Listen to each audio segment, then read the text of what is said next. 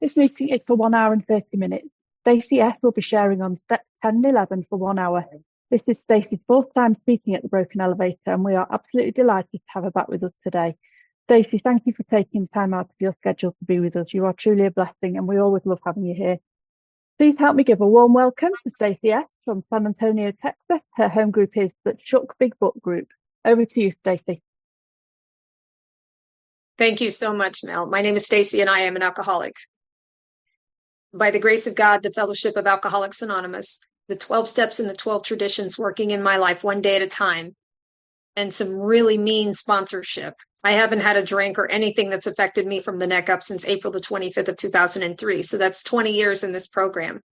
And it's an honor and a privilege to be here. And Mel, when you mentioned that this was my fourth time being here, I'll be honest, I did not know that. I'm not saying that I didn't remember speaking in the Broken Elevator. I just didn't remember that it was the Broken Elevator. Anyway, Zoom has me all twisted up. It's an honor to be here. I really am excited. Interestingly, I had somewhat of a double commitment. I was subpoenaed to court this morning, and I was worried because I thought that I wouldn't finish in court long enough in time to get here. And as far as I was concerned, I was going to give this talk no matter what, because commitment is commitment in Alcoholics Anonymous. I was going to end up probably having to give this talk in the courthouse in front of a bunch of defendants. But that didn't happen. They actually rescheduled court. So yay, I have to go to court on Thursday. Anyway, and just for anybody that's wondering, I haven't been to court for myself since the first year of my sobriety. I'm actually in court for someone else's charges. And that's the blessing of this program, is that I don't break the law anymore. I used to have a bit of a habitual problem breaking the law. In fact, one of the things that I talk about whenever I share is that when I came to Alcoholics Anonymous, I had been arrested several times. And thank God I learned in the rooms of AA, if you've been arrested more than 3 times, all you have to say is several. So, your friend here has been arrested several times. I've also been institutionalized several times.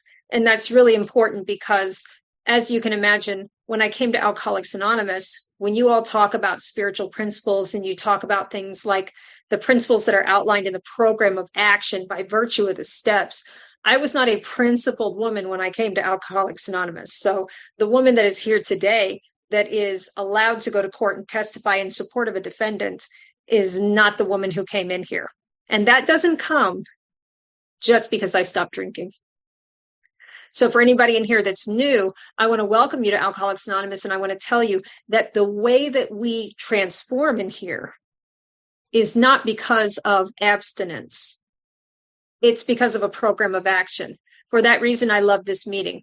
I love the people in it. Tamara, thank you for inviting me again. I appreciate the honor and privilege of being here. And I love this group. And I love the title of your meeting, The Broken Elevator. What that means is the elevator is broken. You got to take the steps. And that's the way I came into Alcoholics Anonymous. Coming in here, people said things to me like, if you do not change, you will not stay. They said things like, elimination of your drinking is but a beginning. A more important demonstration is in your home, occupations, and affairs. And someone like me, who's been arrested several times, a product of jails and institutions, no skills for living. Just so we're clear, I was a contract worker before I came to Alcoholics Anonymous. It involved $20 and a pole. You figure that out. But I wasn't exactly an honest person when I got to Alcoholics Anonymous. And, when you're drinking, life just gets dark and weird. This is not the rocket to stardom. I'm not somebody who came in here who was just doing really well and on a winning streak before I got here. In fact, prior to coming to Alcoholics Anonymous, I could no longer operate in my trade because alcohol had repossessed my looks. And so I was doing what a woman like me does to make ends meet. And frankly, it was becoming more expensive because I lowered my price too far. And so I come to Alcoholics Anonymous. I'm completely feral. I'm inappropriate. I have a home group. My first home group was the world famous 2211 group of Alcoholics Anonymous. They used to have a sign on the wall that said profanity is not a requirement for sobriety. And whenever I shared, they would point to the sign. I would hit on married people when I came into AA. I was a hustler. I was always looking to get the next deal or for someone to pay my way. I didn't understand the principle of fully self-supporting declining outside contributions when I got here. And thank God I got a mean sponsor who explained that very quickly. She said things like, Stacy, we don't pay people off like that anymore. She said, if somebody offers to do something for you, you just say no, thank you. And that's the way I came into Alcoholics Anonymous, with some great people in front of me who showed me how to live. And I'm talking about step 10 and 11 in here. And I felt like I needed to share everything that I just did, because I need you to understand that 10 and 11 and the principles behind it are not natural exercises for me. In fact, I'll be honest, the entire program of Alcoholics Anonymous goes in direct violation of the way that I live. I come from a different type of people. We say things like, don't ever tell on yourself. Don't tell on anybody else. Wait for the video. You know, I was not telling on anybody. So when y'all talk about taking an honest inventory and actually putting it on paper where that's evidence in a courtroom, that's not stuff that I do. I come from a group of people that didn't believe in saying sorry. In fact, as far as I was concerned when I got here, I was not sorry for anything that I did. If I did something to you, you had it coming. And so when I came into Alcoholics Anonymous, I had to work the steps to change at a cellular level. I had to take inventory with a sponsor who was armed with facts about herself before I could ever go through the rest of the program, right? Because the truth is, I'm not going to do step 11. I'm not doing prayer and meditation to improve my conscious contact with God as I understand him, unless I'm first clearing away the wreckage of the past and the current wreckage in step 10. And I can't do step 10 unless I've cleaned up the wreckage of the past in step 9. And I'm not able to do step 9 unless I write down a list of people that I have harmed and become willing to make amends to them in step 8. And I don't do step 8 unless I've surrendered defects in 6 and 7. And what defects of character am I going to surrender unless I've gone honestly into 4 and 5 with the help of a sponsor who's objective, who can help me understand my moral inventory and how I show up?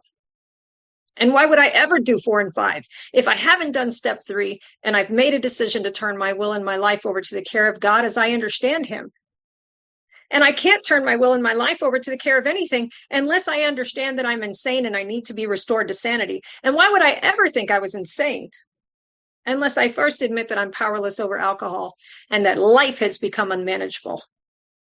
The unmanageability of my life is not because I drink too much. In fact, my grandma acts the fool when she drinks too much. She's not an alcoholic. She's just drunk. The unmanageability of my life has to do with untreated alcoholism. It has to do with the emotional relationship that I have with alcohol, where when I am not drinking, I am insane. That alcohol is the only thing I've ever found that will give me a perception that I can fit in with you and the rest of the world. So as a result of burning my life to the ground, I became desperate enough that I was willing to sit down with a woman who took me through steps 1 through 9. And as a result of doing steps 1 through 9, I started to change at a cellular level. How I knew that had taken place was because for the first time in my life, I started feeling guilty about my actions. And that's where the 10th step comes in. One of the first times I ever experienced the 10th step was actually before my sponsor and I had even gone through step 10. I was actually at an AA convention, and a dear friend of mine had been kicked out of the sober house that we were living in. And the reason why was because she had relapsed.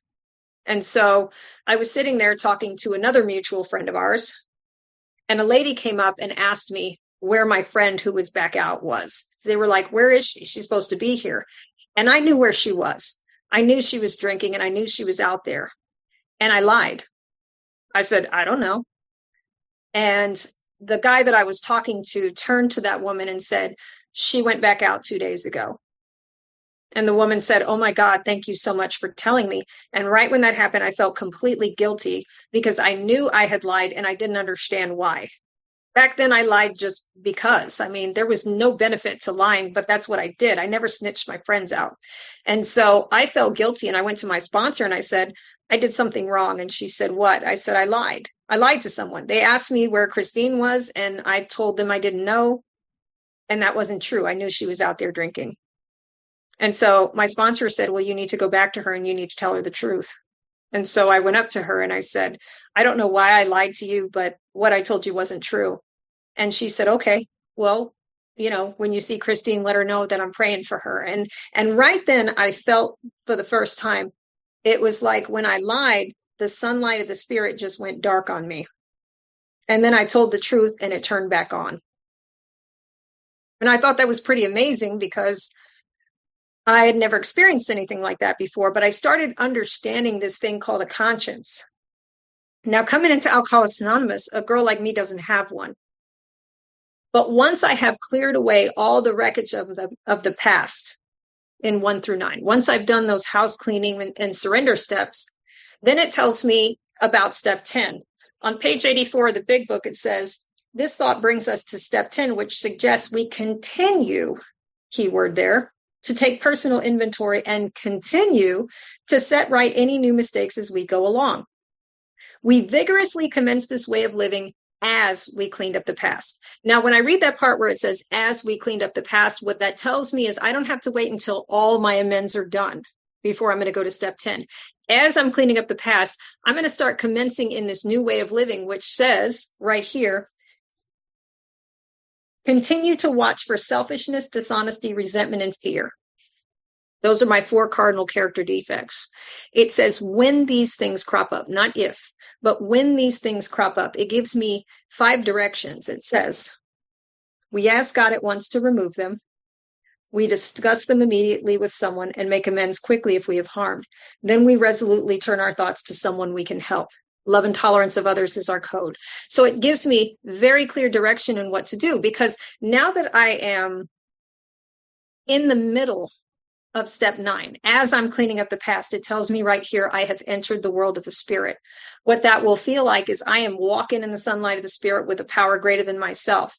But every time selfishness, dishonesty, resentment, and fear crops up, what will happen is I'm going to start getting that channel cluttered again with defects of character. And so the only way I know how to remain in the sunlight of the spirit is whatever's blocking me from the sunlight of the spirit, whatever's gotten into that channel, I got to get it out. And so it gives me direction on what to do. So if I'm at work and I curse somebody out that I'm working with, or I get resentful, or I get financially afraid, or something happens that's not going my way, it tells me what to do. It says that I've got to ask God at once to remove them. Then I've got to make amends quickly. If anybody was harmed by the actions that I took as a result of being resentful or afraid or selfish. And then it tells me to resolutely turn my thoughts to someone that I can help, and to exercise those beautiful spiritual principles in here of love and tolerance. Because the bottom line is, I'm as close to God as I am my greatest enemy. And so it gives me these directions in step 10. Now, when we go into the 12 and 12, it gives me several different types of inventory in step 10. I'll tell you what I do. I'll tell you how I gauge it. So when I'm walking around and I'm resentful, and I'm going to be honest, somebody really upset me over this past week. I got really resentful towards someone. What I do is in that moment, I try to pause and I try to not do any harm or any further damage to that individual. And then I'm going to discuss it with my sponsor, which I've been doing. And then I'm going to keep asking God for help with this. Now, the way that I gauge it is when I go to bed, I take that nightly inventory in step 11. I'm going to talk about in a minute. If I wake up the next morning and I am still resentful, then I've got to go into the 12 and 12 where it talks about taking a spot check inventory. In other words, I can't leave this unchecked, because any resentment, any fear, any selfishness or dishonesty that's left unchecked in my life is not just going to affect the relationship I have with the individual that I'm angry with. It's going to affect every relationship in my life, because I don't know about you guys, but my anger doesn't just point one way. It talks so beautifully about resentment in our big book, where it says, to the precise extent that we permit these, do we squander the hours which might have been worthwhile? I'll tell you, I am in process of writing an inventory right now, and the past few days have not been great spiritual hair days for me. I have not been a vision for you. I've been very resentful. I've not been kind to people around me. I've had to do a lot of praying to be centered, and I don't feel on the plane of inspiration. I have to take that inventory because, as I said, when I go to bed and I wake up, if that resentment is still on my heart, then I'm going to have to put pen to paper like a 4th step. Now, you can call it a mini 4-step, you can call it a 10-step. I don't really care what you call it. These are the actions that I take to survive. So as I'm commencing this way of living, what happens is that keeps my channel clear. As long as I've got somebody that I am talking to actively, that is a sponsor, I'm taking direction from said sponsor, and I'm taking regular inventory, because my book says that a business which takes no regular inventory will go broke. And I don't want to be spiritually bankrupt here. It's a really painful thing. I will tell you, I do have experience with times where my conduct has been unchecked and my behavior has cost me things that I didn't want to pay in sobriety. There are very few defects of character that have only existed in the scope of my drinking. In my sobriety, I've done just as egregious things here. And that's because I get into fear. And I don't know about anybody else in here, but when I get into fear, I can justify all kinds of unreasonable behavior. And what it sounds like in my head is, hey, you had it coming. You deserved it, right? And so I have to continue to check my behavior as long as I'm in Alcoholics Anonymous. Otherwise, I end up with a bigger amends list than I did when I got here. And here's the other painful thing, and this is just to anybody that's new, because you might be sitting in here asking, what is this lady talking about? Defects of character. What is it? What are you talking about? Moral inventory or living a principled life? What does that have to do with the fact that I don't want to drink and keep ruining my life? It has everything to do with it, because I don't know about you, but when I am causing pain in other people's lives, I will continue to get thirsty. That's what happens to me. The more pain that I put in the lives of others, the more harm that I continue to exact on others, because I'm not dealing with my stuff. That's going to end up making me thirsty, because I can't live with no insulation anymore. And I don't get to drink here. So if I can't drink, if I can't change the way I feel, then I'm going to be present for all of this. And that's not a comfortable place to be. I've had 2 times in Alcoholics Anonymous where I was so untreated, I wanted to take my life. And if anybody in here is thinking like that, I will tell you that is not okay. That is not a spiritual life. If you are thinking about taking your life sober, I would suggest you go back through the book and figure out what you're not doing. That is not an example of treated alcoholism. It's the opposite. The 2 times that I thought about taking my life in sobriety was because I had bought that delusion again that I could wrest satisfaction and happiness out of this world if only I managed well. And I didn't know that at the time. All I knew is that I had made some decisions and everything was blowing up around me and I didn't have a solution and I knew I couldn't drink again. And so I sat down at 14 months sober and I started writing a suicide letter. And the funny thing about me is I've always been well sponsored. And before I started writing that letter, I thought I better call my sponsor. So I called my sponsor and I told her that I was thinking about committing suicide. And my sponsor said, well, that would be a discourtesy to Alcoholics Anonymous. And I thought that was the rudest thing I've ever heard in my life, because I never get to do anything here. And so I just thought that was crazy. And so she said to me, she said, Stacy, now that the obsession to drink is gone, now that you've given your higher power your alcohol, are you willing to give him everything else? What I didn't know is I had surrendered my alcohol in the first round of taking the steps. I hadn't surrendered my money. I hadn't surrendered romantic relationships. There were so many things that I was holding on to. And for me, any area of my life that I am not willing to give to Alcoholics Anonymous, that's the one who becomes my next fellowship. Yeah, that's the one that starts eating me alive.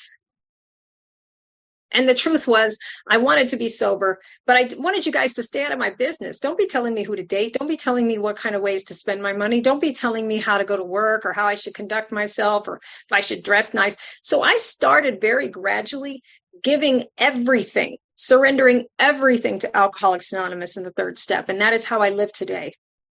I believe that there is no area of my life that I'm capable of managing. And how do I know that? Because I have evidence. Every time I've tried to manage my life, it ends up in the ditch. So step 10 keeps me from putting my hands on my life or your life. It keeps me out of this temptation to exercise defects of character to get my way. And I love what it says in step 11 in the 12 and 12. where it talks about step 10 and 11. It says, taken separately, these practices are good practices, but when logically interwoven, the result is an unshakable foundation for life. I don't know about you, but I want an unshakable foundation for life. So as long as I've got the channel clear in step 10, the next action for me to take is step 11. And step 11 suggests seeking through prayer and meditation to improve our conscious contact with God as we understood him. Praying only for knowledge of his will for us and the power to carry that out. I don't know about you guys, but I love that step because I love knowledge and power. It's two of my favorite things. And I'm clear that knowledge and power comes from one source today. It comes from a power greater than myself. Do I have to be clear about what this power is in order to tap into it? The answer is no. The longer I've been in Alcoholics Anonymous, I've come to understand that the God of my misunderstanding is completely sufficient. Real talk, you can have a big God and you can pray very little. Faith without works is dead. But you can be someone like me who has no concept of a higher power, who is willing to take the action. And as long as you take the action, you will yield the results. Interesting story, as a matter of fact, now that I'm talking about it, because I didn't really believe in a power greater than me when I got here. I did, I suppose, maybe in the sense of, yeah, I know something's out there, but I wasn't afraid of God. I wasn't afraid to curse in church. You know, I didn't have any fear that there was anything that would intervene on my life. I didn't see God that way. And so coming into AA, I was not real, I have to say, I wasn't really doing anything spiritual before I got to you. I wasn't doing no prayer, no meditation. I wasn't doing yoga. I wasn't doing any kind of stuff. I was getting my hustle on back in the day, right? Because God was God was money to me. That's what I saw as God. Old sponsor used to say, anything you think about most of the day is God, right? Oof. So it was money, relationships, other things that were toxic. But coming in here, my sponsor said that it didn't matter what I believed. What mattered is the actions I take. And the thing about prayer and meditation is that is trying to maintain an active relationship. It is active, structured accountability where I'm checking in with the sunlight of the spirit every day. And I don't know what you believe, and what you believe is absolutely okay. And you don't have to believe what I believe, because I don't think that matters either. But what I do believe is that the God of my understanding does not need me to pray for him to run my life, right? I don't think that when I pray, it's changing things profoundly in the world. Like, I don't think God had plans, and then old Stacy said a prayer, and now he has to reconfigure the day because, I made a request. That's not why I pray. So if that doesn't change anything, then why do I pray? I pray so that I can be reminded to get out of the way. I pray so that I am clear who's in charge of the universe. And yeah, I'm a big believer in getting on my knees, because I think when I bring the body, the mind and spirit follows. So I do get on my knees in the morning, because that reminds me that of and by myself, I am an alcoholic, powerless over alcohol, and my life has become unmanageable. And that left to my own devices, I will burn my life to the ground, even sober. I will exercise defects of character that will cost me more than I'd like to pay. And so my job is not to give God my list. It's to ask for his. In other words, what would you have me do today? What is my assignment today? I've had enough years of my life doing whatever I want to do. Today, I'm here to serve you. And it's funny, because whether there's a God or not, I don't know. But I will tell you this. My life has been tremendously better when I started acting like there was. I've done more productive things. And I'm a safer, kinder individual when I act like there is something greater than me that does not need my permission to run the universe. Puts me in a different headspace. It also puts me in a different headspace when I believe what it says in the big book, that deep down inside every man, woman, and child is the fundamental idea of God. It even says, and it gives me beautiful words to describe why I'm not connected to it. It says, it may be obscured by calamity, by pomp, and by worship of other things, all those things that are blocking my channel. It tells me that I find the great reality deep down within me. So if there's a God within me, then there's a God within you. And how do I find this God? By being with you, by being kind and loving to you, by treating you kindly even when you hurt me, because I am as close to God as I am my greatest enemy. It's only in Alcoholics Anonymous that I find a God of my understanding, that the God within me is found by you showing me the God in you. And so in the morning, when I start my prayer and meditation, I ask whatever it is out here in the universe to give me their list. Help me to keep my eyes open to what I need to do today. And the reason I do that is because I'm ever reminded often by my sponsor that my life is no longer my business. What does that mean? It means whatever happened today is not for me to judge. I'm going to say that again.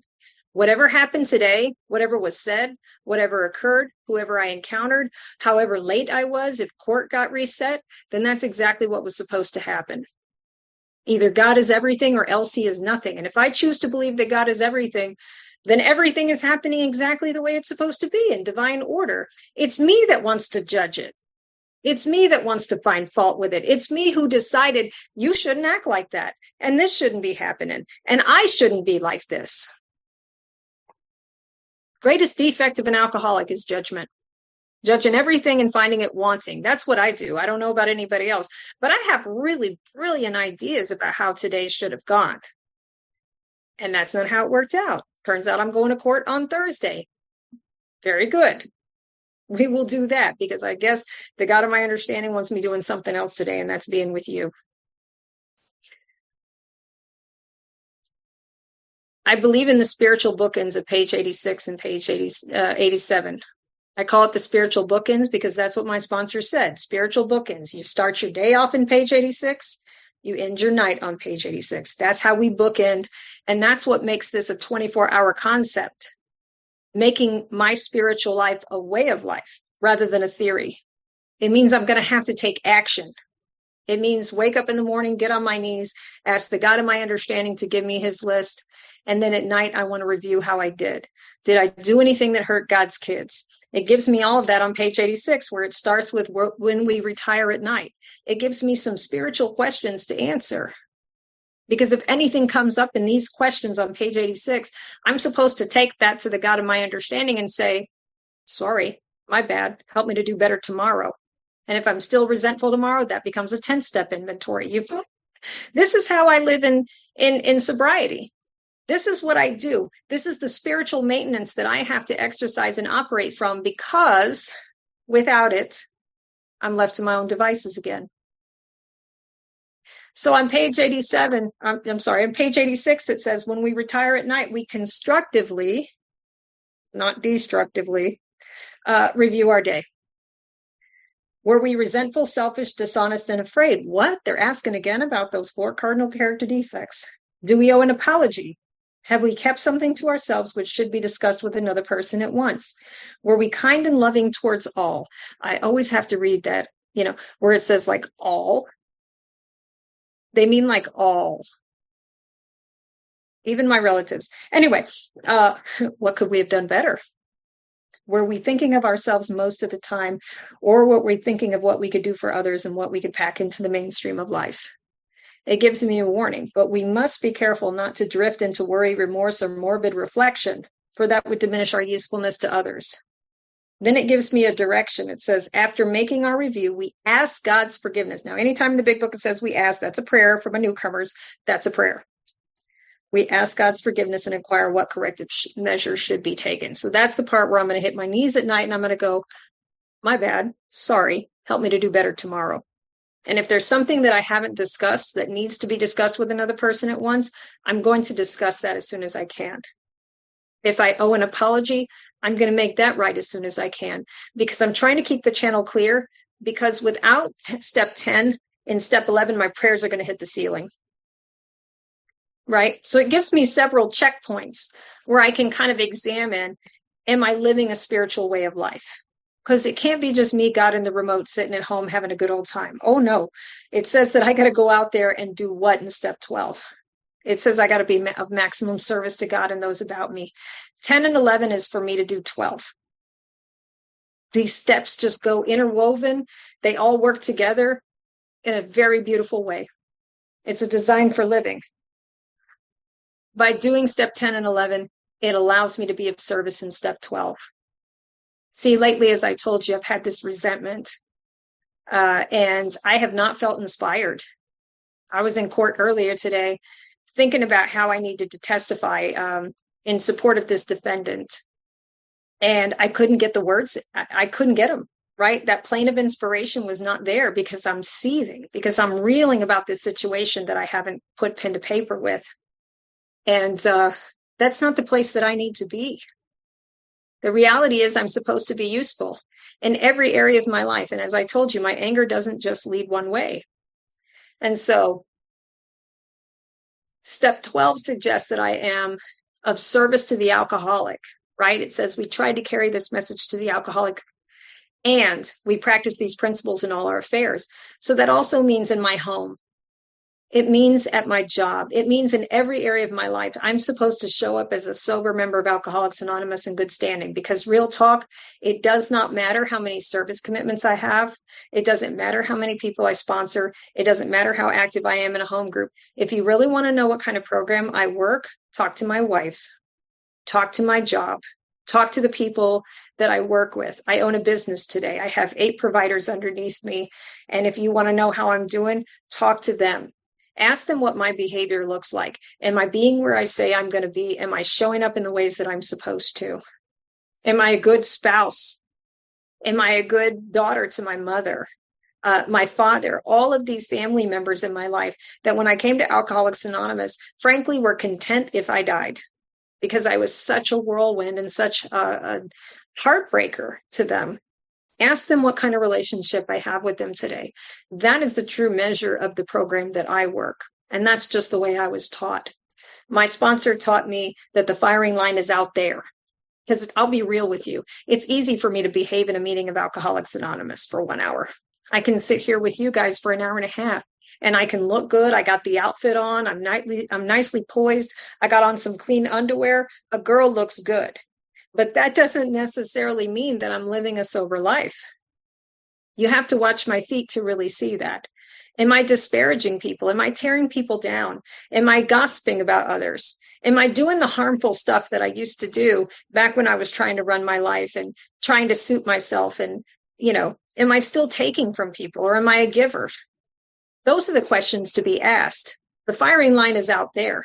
The meetings of Alcoholics Anonymous, the step work with a sponsor and sponsoring others, that's just respite.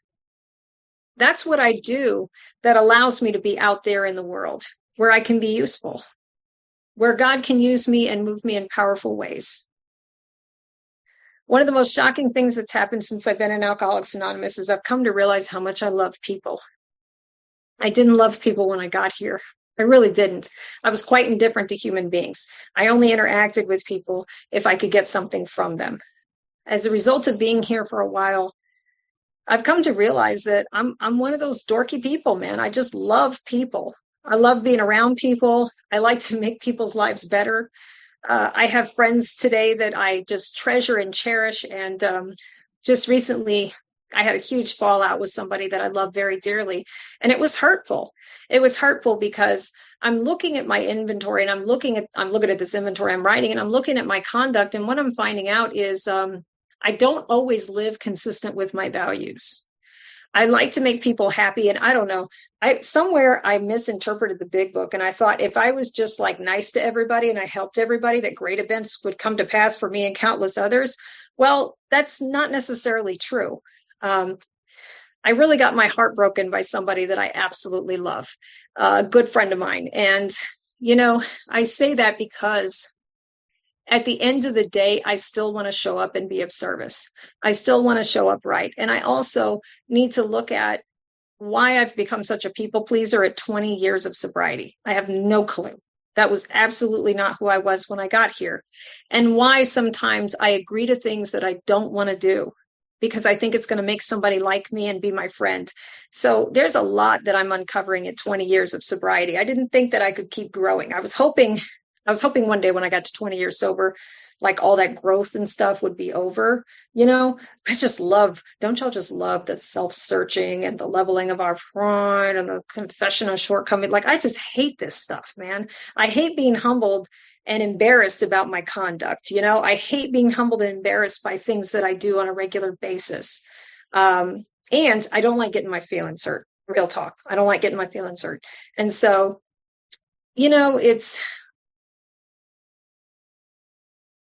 am I willing to be free?